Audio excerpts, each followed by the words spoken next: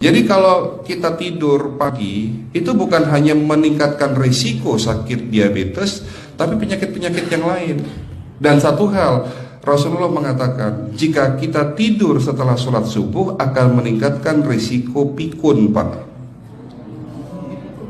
Pikun loh, Bu.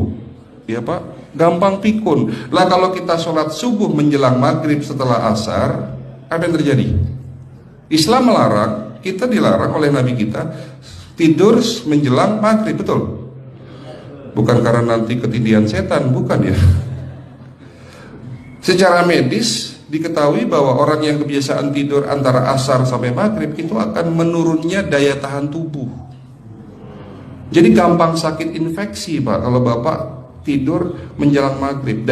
Kalau sekali lagi setelah sholat subuh gampang pikun, aliran darah ke otak itu tersumbat, ya, jadi stroke penyakitnya. Tapi kalau tidur setelah asar sebelum maghrib, itu daya tahan tubuh kita akan menurun. Jadi gitu ya jawabannya, Bu. Justru ini yang paling penting, materi terakhir ini 6 langkah praktis. Ya, Bapak bisa lakukan di rumah mulai hari ini. Langkah pertama, mulai hari ini jangan makan malam, Pak.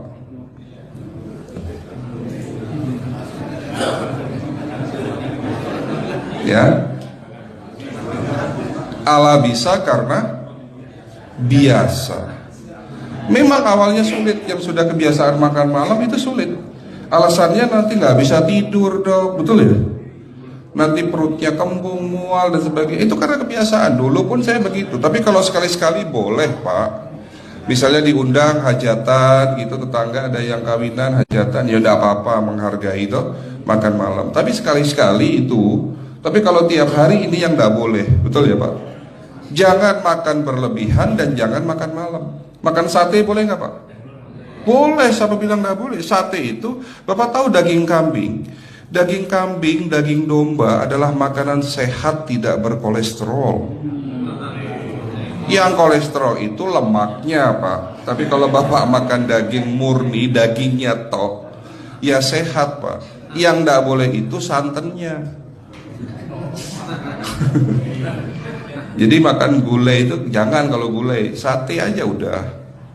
Ya, ataupun dibuat apalah, dibuat empal. Ya. Oke, itu yang pertama. Yang kedua, tolong catat. Jangan tidur larut malam, Pak. Batasan tidur jam berapa, Pak? Jam 11 paling telat. Harus sudah tidur. Kenapa? Apa penjelasan medisnya? Orang yang tidur di atas jam 11 akan terganggu fungsi livernya, Pak. Dimana liver kita ini fungsinya banyak. Ya, ada 500 fungsi liver loh, Pak. Fungsi jantung ada berapa, Pak?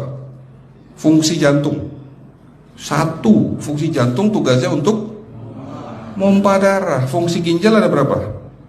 2. Absorpsi dan filtrasi.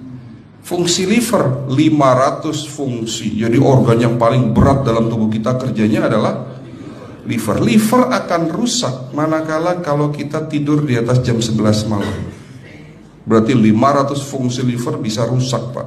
Ini salah satu penyebab diabetes. Bukan hanya kerusakan pankreas, tapi rusaknya liver bisa jadi penyakit diabetes, Pak.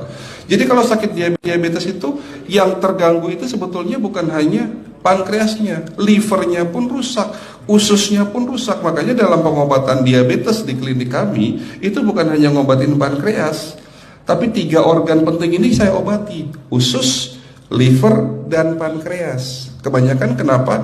Kalau dalam pengobatan tradisional mereka tahunya diabetes itu hanya pankreas, ya kan?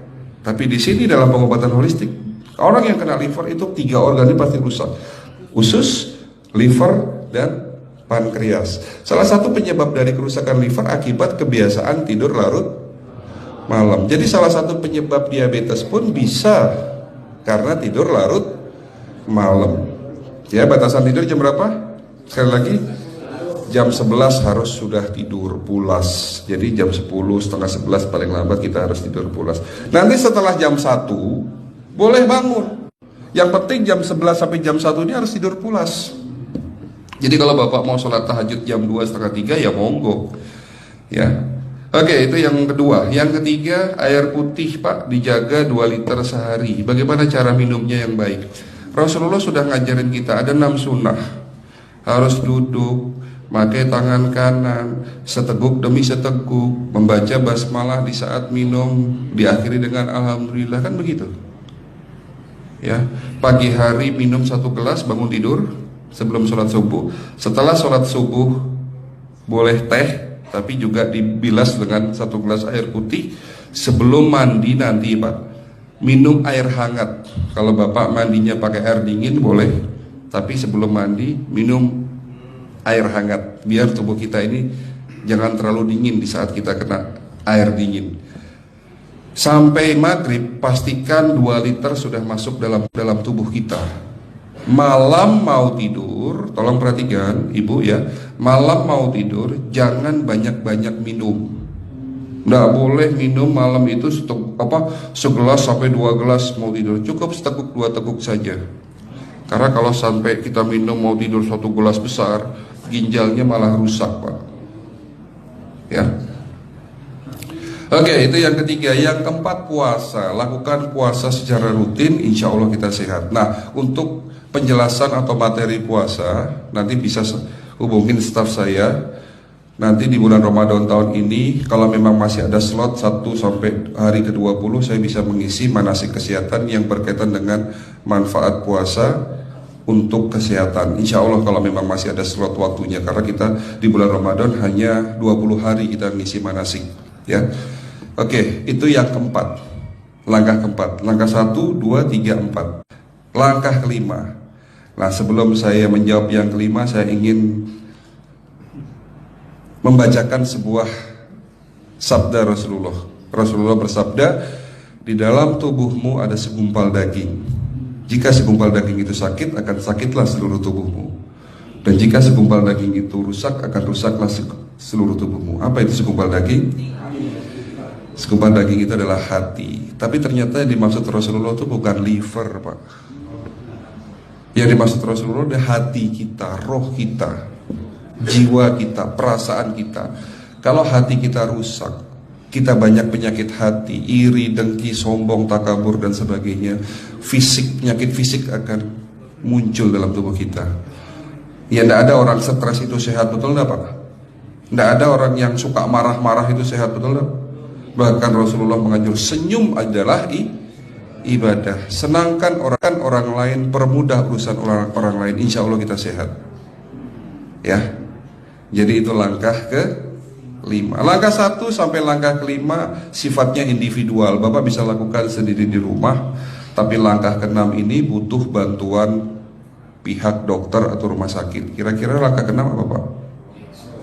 Lakukan pemeriksaan sebelum sakit. Jadi periksa itu jangan nunggu sakit baru periksa. Jangan seperti kayak Bu Ustazah tadi, diajak periksa, jawabannya takut ketahuan penyakitnya. Setelah stroke baru datang ke klinik untuk minta diperiksa.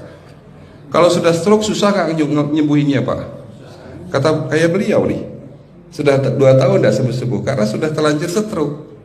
Tapi kalau beliau melakukan general check up, mohon maaf ya Pak, kalau beliau melakukan general check up rutin, insya Allah tidak akan kena stroke, karena sebelum stroke sudah diobati dulu. Karena stroke ini bisa kita lihat dalam scanning dengan alat yang saya punya, insya Allah kelihatan ini. Oh ini sudah mulai ada tanda-tanda mau penyumbatan, buru-buru diobati. Memang takut Pak, tapi pesan saya jangan takut. Ya, lakukan pemeriksaan supaya kita tahu, supaya kita kenal. Gitu ya Pak. Jadi kira-kira di jemaah ini ada enggak yang mau saya ajak periksa kita semua? Pesan terakhir dari saya, lakukan pemeriksaan sebelum terlambat. Ini pesan saya dan pesan seluruh dokter di dunia sebetulnya. Lakukan pemeriksaan sebelum terlambat. Ya, karena dengan kita melakukan pemeriksaan kita akan kenal tubuh kita. Kalau sudah kenal kita akan sayang sama tubuh kita. Betul Pak? Ada pepatah mengatakan tidak kenal tidak sayang. Cukup sekian dari saya. Mohon maaf kalau penyampaian kami kurang baik. Akhirul kalam, wabillahi taufiq wal hidayah. Wassalamualaikum warahmatullahi wabarakatuh. Kalau ada pertanyaan masalah teknis nanti langsung